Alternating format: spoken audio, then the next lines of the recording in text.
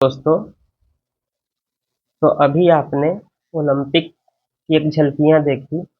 इस बार का Olympic France की राजधानी पेरिस में आयोजित हुआ है।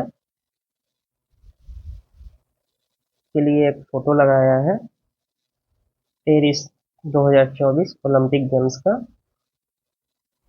आगे बढ़ते हैं। देखिए, ओलंपिक का मोटो क्या है। इसमें 5 छल्ले होते हैं। ओलंपिक का मोटो है सीटीएस अल्टियस फोर्टियस। ये एक लैटिन वर्ड है जिसका अंग्रेजी में अनुवाद होता है फास्टर, हायर, स्ट्रोंगर। ठीक है। ओलंपिक संघ ने अंतर्राष्ट्रीय ओलंपिक संघ ने 2021 में यह निर्णय लिया और एक नया वर्ड सीटीएस अल्टियस फोर्टियस के साथ कम्यूटर जोड़ दिया, जिसका अर्थ क्या है अंग्रेजी में टुगेदर। ठीक है। कब जोड़ा गया? 2021 में। अब आते हैं कि भारत का पेरिस ओलंपिक में प्रदर्शन कैसा रहा। तो भारत ने कुल 117 एथलीटों को भेजा था और पेरिस में ओलंपिक जो हुई 26 जुलाई से 11 अगस्त के बीच में हुई। ठीक है। और भारत ने यहाँ 6 पदक जीते हैं। उसमें 1 रजत और 5 कांस्य है, 1 सिल्वर और 5 ब्रॉन्ज। मनु भाकर, आप यहाँ देखिए, ये है मनु भाकर जी। मनु भाकर ने पेरिस 2024 ओलंपिक में भारत को पहला पदक दिलाया। उन्होंने कांस्य पदक जीता और यह 10 मीटर एयर पिस्टल में उन्होंने यह पदक प्राप्त किया है। यह भारत की पहली भारतीय महिला है जिन्होंने ओलंपिक शूटिंग में पदक जीता है। ठीक है। तो आप याद रखिएगा, Manu Bhaker 10 metre air pistol में और भारत की पहली महिला है जिन्होंने ओलंपिक शूटिंग में कोई पदक जीता है, कांस्य पदक जीता है। ठीक है। आगे देखिए, ये आप देख लीजिए, ये है मनु भाकर।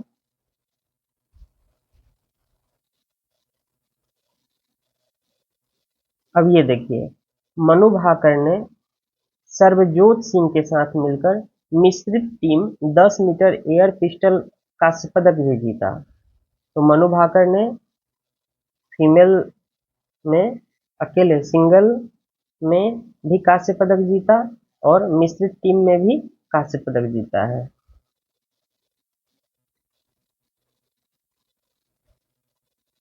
और एक ही संस्करण में 2 पदक,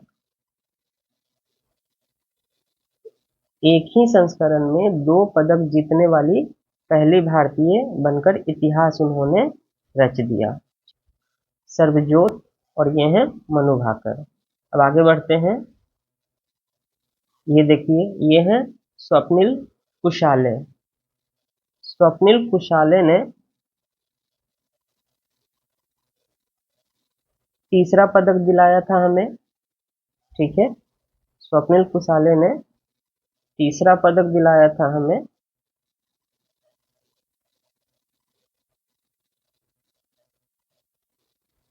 और किसी एक संस्करण में ये शूटिंग में भारत का सबसे ज्यादा पदक था। ये इन्होंने 50 मीटर राइफल फ्री पोजीशन में यह पदक प्राप्त किया। ठीक है। तो ये है आपके सामने स्वप्निल कुशाले। अब आगे देखिए, भारतीय पुरुष हॉकी टीम। तो भारतीय पुरुष हॉकी टीम ने भी अच्छा प्रदर्शन किया और स्पेन को हराकर टीम ने कांस्य पदक जीता। ठीक है। टोक्यो 2020 में जो ओलंपिक हुआ, जो 2021 में हुआ था, तो वहां पर भी पुरुष हॉकी टीम ने कांस्य पदक जीता था और उसको, उस सफलता को इन्होंने क्या किया, बरकरार रखा। थ्रो, इसको भाला फेंक कहते हैं, उसमें नीरज चोपड़ा ने उसमें नीरज चोपड़ा ने रजत पदक जीता, जबकि गोल्ड किसके पास गया? पाकिस्तान के पास गया। अरशद नदीम ने 92.97 मीटर भाला को दूर फेंका, ठीक है। और हमारे नीरज चोपड़ा ने लगभग 89 पॉइंट आई थिंक 63 मीटर के आसपास इन्होंने भाला को दूर फेंका था। तो ये गोल्ड जीतने से इस बार चूक गए, जबकि लास्ट ओलंपिक में ये गोल्ड मेडलिस्ट थे।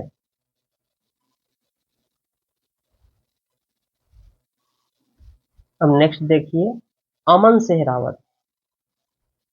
अमन सेहरावत भारत के सबसे युवा ओलंपिक पदक विजेता हैं और उन्होंने क्या जीता है? कांस्य पदक जीता है। ये है अमन सेहरावत। आगे देखिए,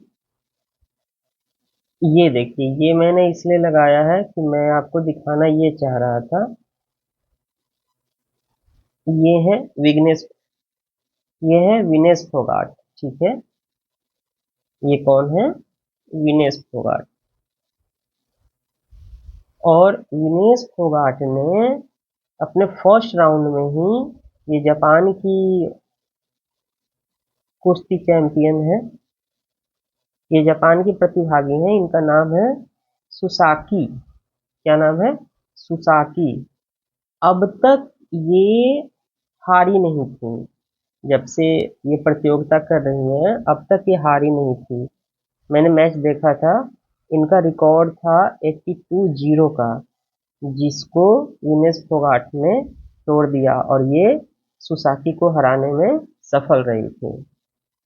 तो इसलिए मैं इसको आपको बताना चाहता था, क्योंकि ये पूछ सकते हैं कि सुसाकी किसको हराया था। ये वर्ल्ड नंबर 1 प्लेयर है, पिछले 10 सालों में इन्होंने एक भी मैच नहीं हारा।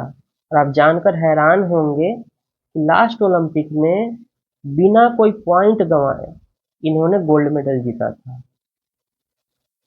ठीक है। अब कुछ अन्य आप फैक्ट्स जान लें जो महत्वपूर्ण है। भारत ने अब तक ओलंपिक में 41 पदक जीते हैं। कितने पदक जीते हैं? 41 पदक।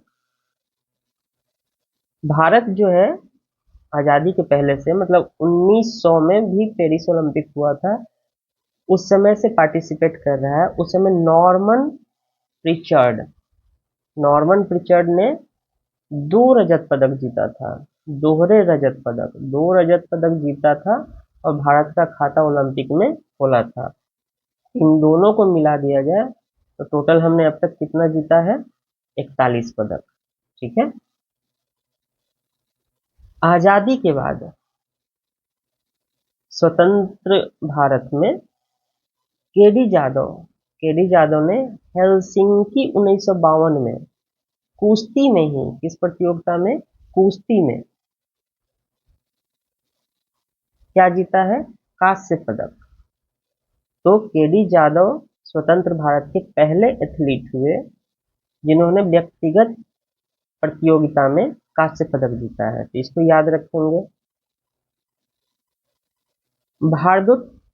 भारोत्तोलन में, वेटलिफ्टिंग में कर्णम मल्लेश्वरी ने सिडनी ओलंपिक 2000 में ओलंपिक पदक जीता था। राइफल निशानेबाज कौन? अभिनव बिंद्रा। देखिए मैं इनको दिखाता हूँ, अभिनव बिंद्रा जी को। ये है अभिनव बिंद्रा। और अभिनव बिंद्रा ने क्या जीता था? 2008 में व्यक्तिगत स्पर्धा में स्वर्ण पदक जीता था। क्या जीता था? गोल्ड जीता था। तो व्यक्तिगत रूप से फर्स्ट गोल्ड मेडल जीतने वाले खिलाड़ी कौन थे? अभिनव बिंद्रा, जिन्होंने 2008 में जीता। फिर मैंने एक टेबल भी लगा दिया है आप लोग के लिए।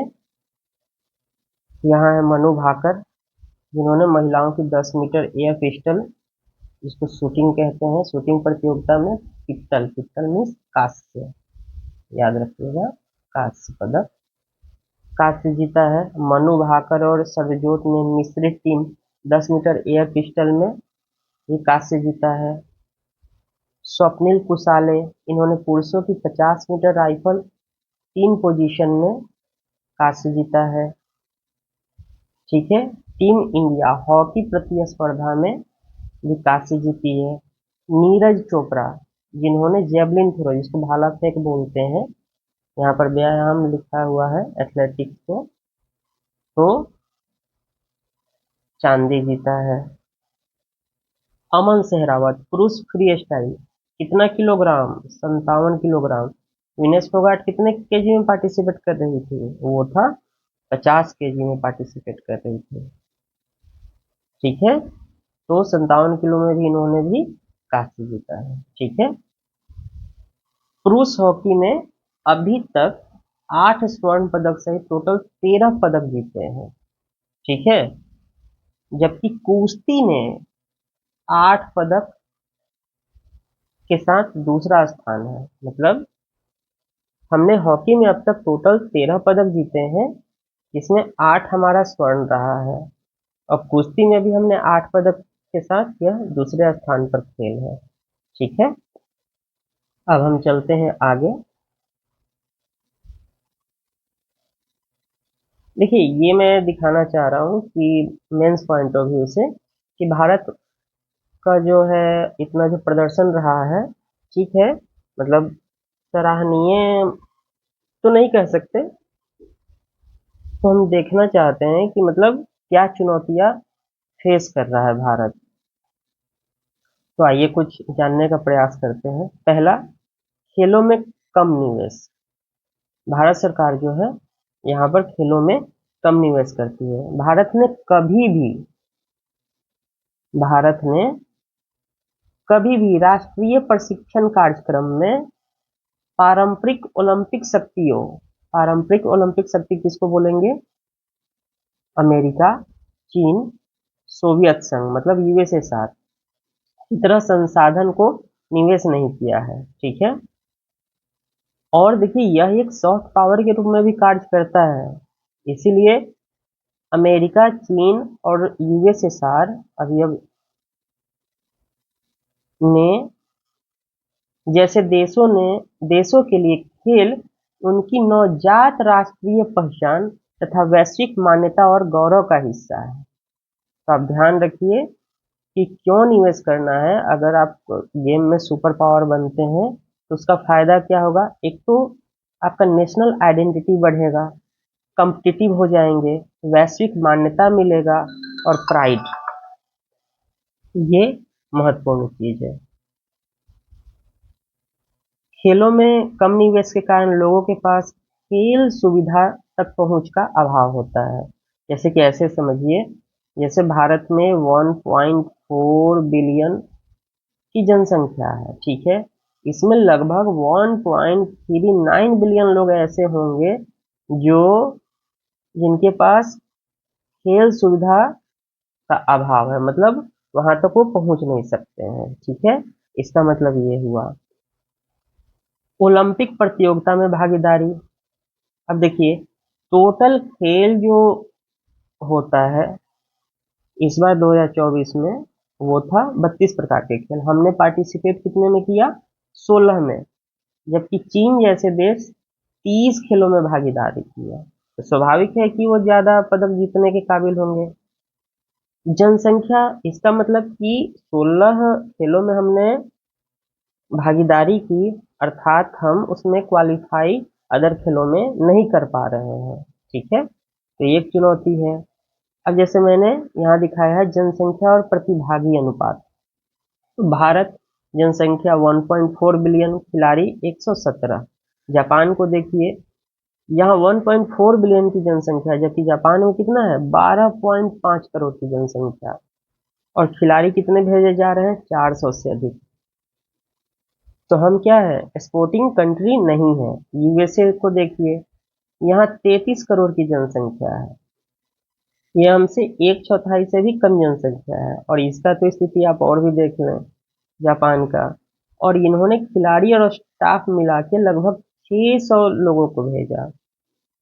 चाइना को देखिए, जनसंख्या लगभग बराबर है, खिलाड़ी इन्होंने कितना भेजा, 405, और कोच तथा स्टाफ कितने गए, 331। तो हमें देखना पड़ेगा और सोचना पड़ेगा कि हम इतने बड़े नेशन होके जनसंख्या के हिसाब से जो विश्व गुरु बनना चाहते हैं, हमारी क्या स्थिति है। अब देखिए, स्वास्थ्य संबंधी चुनौतियां भी एक महत्वपूर्ण मुद्दा है। कैसे? जैसे ही स्वास्थ्य संबंधी चुनौतियों की बात की जाती है, इससे हम बचपन से ही खेल क्षमता का अभाव हो जाता है। 2023 में ग्लोबल हंगर इंडेक्स में भारत 125 देशों में कितने स्थान पर है, 111वें स्थान पर है। तो आप समझ लीजिए। और ग्लोबल हंगर इंडेक्स का सूचकांक को देखिए कि किस पैरामीटर पर बनाया जाता है। तो भारत में 18.7% जो है दुर्बल, बाल दुर्बलता मतलब पतले लोग हैं। ऐसे बच्चों की संख्या जो अपनी लंबाई के हिसाब से बहुत पतले हैं। तो आप बताइए, बहुत पतले होंगे तो गंभीर कुपोषण का शिकार है, और गंभीर कुपोषण का शिकार होंगे तो खेलों में भागीदार बनना बहुत मुश्किल है। एक बात और मैं बताऊं, इस बार मैंने ओलंपिक देखा था, बहुत कंपटीशन है भाई, बहुत ज्यादा। ठीक है। और आप स्विमिंग ले लो, हाई जंप ले लो, लॉन्ग जंप ले लो, इन सभी में हाइट की आवश्यकता बहुत जरूरी है, स्ट्रेंथ की आवश्यकता है। तब जाके इसमें आप क्वालिफाई कर पाओगे या कोई पदक जीत पाओगे। अब आप यहाँ देखिए, रिपोर्ट के अनुसार क्या कहता है, भारत में 5 वर्ष से कम आयु के 1/3 से ज्यादा बच्चे कुपोषण के शिकार हैं। कुपोषण के शिकार होने के कारण क्या है, बौने हैं, मतलब छोटे कद के हैं, अपनी उम्र के हिसाब से बहुत छोटे हैं। तो स्वास्थ्य संबंधी चुनौतियां भी हैं जो खेल में बाधक है। महिला एथलीटों की समस्या देखिए, हमारा पूरा राष्ट्र या समाज क्या है, पितृसत्तात्मक है। और स्वाभाविक है कि पितृसत्तात्मक होगा तो महिलाओं को बाहर जाने से रोकेगा। और अगर वो बाहर आ भी जा रही हैं, तो अभी आपने देखा कि कुश्ती के क्षेत्र में यौन उत्पीड़न का मामला जो है जोरों पर पकड़ लिया, और आरोप भी लगाए गए, लेकिन आगे उसका कुछ हो नहीं पाया। तो ये भी एक समस्या है। तो महिला भागीदारी क्या हो जाएगी, ऑटोमेटिक कम हो जाएगी। सामाजिक एवं सांस्कृतिक समस्या है। खेलों की तुलना में शैक्षणिक सफलता पर जोर ज्यादा है कि नहीं, पढ़ाई लिखाई करके जॉब लो। जैसे बोलते हैं ना, खेलोगे कूदोगे बनोगे खराब, पढ़ोगे लिखोगे बनोगे नवाब। तो ये हमारा ट्रेडिशनल सोच है। इसीलिए कैरियर के रूप में खेल को अपनाने वाले लोग क्या हैं, बहुत ही सीमित हैं। क्योंकि वहाँ सोशल सिक्योरिटी नहीं है। अगर सरकार सोशल सिक्योरिटी दे कि हाँ, कोई जिला स्तर स्टेट स्तर पर खेलेगा तो उसको आगे के लिए पेंशन की व्यवस्था या कुछ ऐसे इंसेंटिव दिए जाएंगे, तब इंसान कोई भी आगे बढ़ेगा और कोशिश करेगा कि इसमें भी पार्टिसिपेट किया जाए। खेल महासंघों से जुड़ी समस्या क्या है, नौकरशाही की समस्या है। प्रबंधन के क्षेत्र पर राजनीतिकरण है। अब देखिए, हर जगह जो है राजनेता ही वहाँ के अध्यक्ष बने पड़े हैं। आप क्रिकेट में भी देख लीजिए, पक्षपात पूर्ण स्थिति होती है, भ्रष्टाचार भरा पड़ा है। ठीक है। तो इन सभी समस्याओं के कारण मतलब हम अच्छा प्रदर्शन नहीं कर पा रहे हैं। देखिए, यहाँ मैंने इसीलिए कनेक्टर लाइन भी लिखा है, जब तक हम इन बुनियादी चिंताओं का समाधान नहीं करते, तब तक हमारे लिए खेल के उच्चतम स्तर पर उत्कृष्टता हासिल करना बहुत कठिन है, जहाँ जीत मिली सेकेंड में गिनी जाती है। आप ओलंपिक देखेंगे, जैसे आप 100 मीटर का रेस देख लें, 200 मीटर का रेस देख लें, तैराकी देख लें, इन सभी में मिली सेकेंड में मतलब जीत और हार का फैसला होता है। इस बार का आप ये मिली सेकेंड का एक उदाहरण मैं बता दूं आपको। इस बार जो 100 मीटर का रेस हुआ था, उसमें अमेरिका के लाइलन ने गोल्ड मेडल जीता है, और जमैका के एक धावक थे। इन दोनों ने लगभग जो समय लिया है, आई थिंक 9.87 सेकेंड लिया है। और जो गोल्ड जीता है, वो सेकेंड के 1000वें भाग पर वो गोल्ड जीत गया। ठीक है। तो इसीलिए जीत जो है मिली सेकेंड में काउंट होती है। अब आइए, ओलंपिक में प्रदर्शन सुधारने के उपाय क्या हो सकते हैं। तो पहला चीज जो मुझे लगता है, कोच तथा एथलीट, इन दोनों को हमें क्या करना पड़ेगा, खेल के केंद्र में, मतलब ब्रह्मांड, इस ओलंपिक के केंद्र में रखना होगा। कोचों की नियुक्ति कैसे की जाए, गुणवत्ता आधारित होनी चाहिए, गुणवत्ता आधारित मूल्यांकन हो। जैसे उन्होंने पहले कुछ अचीव किया है तभी उन्हें रखा जाना चाहिए, अथवा ऐसे कोचों को हटा देना चाहिए जो खाना पूर्ति कर रहे हैं। कोचों को स्वयं के प्रबंधन इकाई का चयन करने का अधिकार हो, मतलब उन्हें स्वतंत्रता मिले। उन्हें प्रतिभा की पहचान करने, प्रशिक्षण करने और विकसित करने के लिए पूर्ण अधिकार दिए जाने चाहिए। लास्ट, कि नौकरशाहों को और राजनेताओं को मैदान से, मतलब इस ओलंपिक वाले खेल से दूर रखे जाने की आवश्यकता है। ठीक है, नेक्स्ट हम क्या कर सकते हैं, देखिए, आउटसोर्सिंग मॉडल,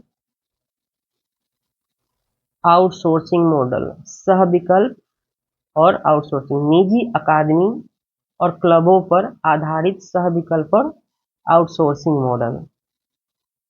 इसमें क्या मैं बता रहा हूं आपको कि सार्वजनिक सुविधाओं तक आसान पहुंच हो, करे प्रदर्शन मापदंड का निर्धारण किया जाए और फंडिंग मिले। ठीक है, पूर्व एथलीटों, पूर्व अधिकारियों और खेल प्रेमी उद्यमियों को ओलंपिक उद्यमी बनने की अनुमति दी जाए। मतलब किन किन की भागीदारी हो, जो पूर्व में एथलीट रह चुके हैं, खेल प्रेमी, वैसे इंटरप्रेन्योर जो खेलों को पसंद करते हैं। तीसरा, प्रतिभा दिखाने और योजना बनाने, और कुछ जो अच्छे प्रतिभागी हैं उन्हें क्या मिले, सीड फंड की व्यवस्था हो। तो फंड की व्यवस्था होनी बहुत जरूरी है। इसके अलावा क्या कर सकते हैं, सीरीज ए और बी, इस तरह की खेल प्रतियोगिता के हिसाब से फंडिंग किया जाए, ताकि जोखिम और प्रोत्साहन दोनों एक साथ हो। और इस पूरे इकोसिस्टम को चलाने के लिए, इस पूरे सिस्टम और इकोसिस्टम को चलाने के लिए हम क्या कर सकते हैं, जो स्टार्टअप का तरीका होता है, स्टार्टअप इकोसिस्टम है, स्टार्टअप इकोसिस्टम की तरफ चलाना जरूरी है, जिसे आदर्श से इसे वास्तविक उद्यम पूंजी अनुभव वाले लोगों द्वारा ही चलाया जाए। ठीक है, तो अगर हम इस इकोसिस्टम को स्टार्टअप इकोसिस्टम की तरह चलाएंगे तो अवश्य हमें आने वाले 10 सालों में सफलता मिलना तय है। नेक्स्ट है सार्वजनिक निजी भागीदारी, पीपीपी मॉडल, पीपीपी आधारित मॉडल।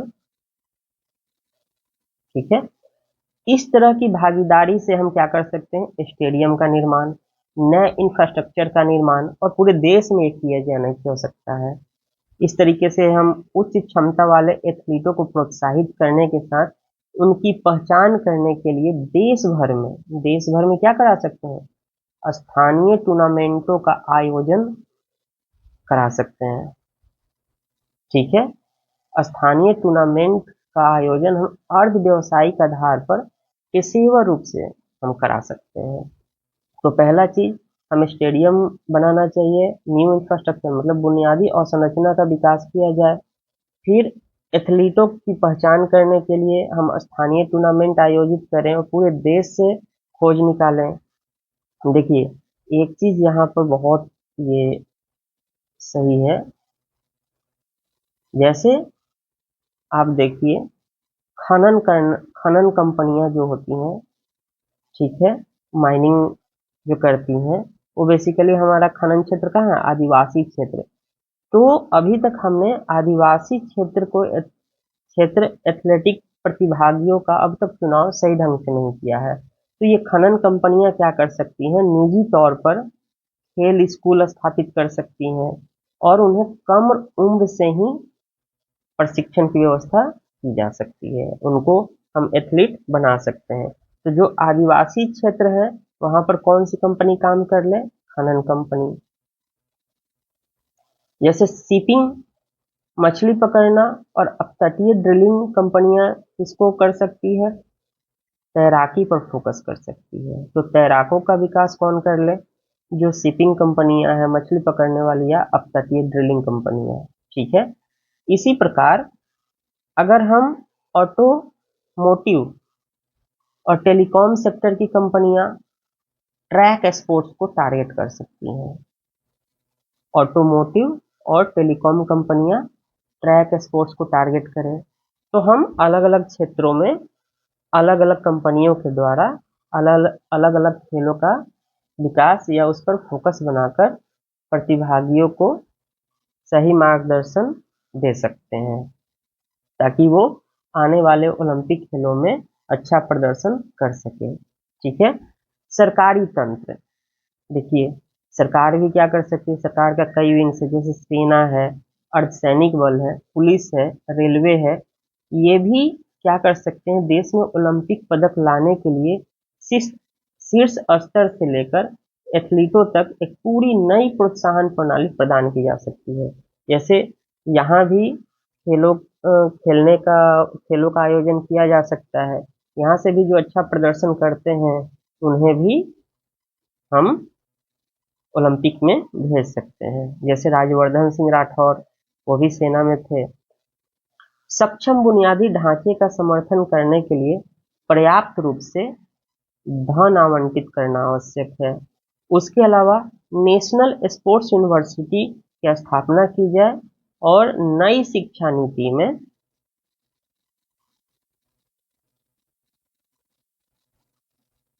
इसे शामिल किया जाए। ठीक है। उसके बाद देखिए सरकार ने अब तक क्या प्रयास किया है। तो सरकार ने 2018 में सरकार का जो प्रयास रहा है, 2018 में खेल संस्कृति को पुनर्जीवित करने के लिए एक राष्ट्रव्यापी कार्यक्रम खेलो India, let's play India launch किया, जिसका मुख्य उद्देश्य क्या था, ग्रामीण क्षेत्रों के होनहार युवा प्रतिभागियों की पहचान करना और उन्हें वित्त पोषित करना। 2018 में ही टारगेट ओलंपिक पोडियम योजना भी शुरू की गई थी। ठीक है। जो उत्कृष्ट एथलीटों के लिए प्रशिक्षण, अंतर्राष्ट्रीय प्रतियोगिता, उपकरण और कोचिंग का समर्थन और वित्त पोषण करती है। तो टॉप्स, टारगेट ओलंपिक पोडियम योजना और खेलो इंडिया, ये 2018 में आया। जुलाई 2018 में सरकार ने, खेल मंत्रालय ने खेलो इंडिया कार्यक्रम के तहत खेल बुनियादी ढांचा के विकास के लिए राज्य सरकारों को लगभग $260 मिलियन आवंटित किया है। ठीक है। तो ये सरकार के प्रयास रहे हैं। निष्कर्ष देख लेते हैं। निष्कर्ष है, ओलंपिक जीतने और राष्ट्रीय पहचान को आकार देने के बारे में है।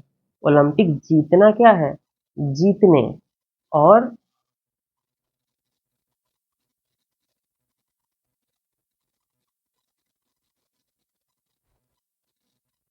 निष्कर्ष, ओलंपिक जीतने और राष्ट्रीय पहचान को आकार देने के बारे में है।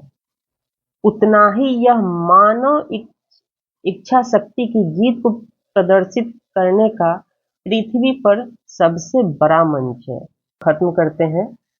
आप अवश्य इसको देखें और चैनल को सब्सक्राइब करें, लाइक करें। धन्यवाद।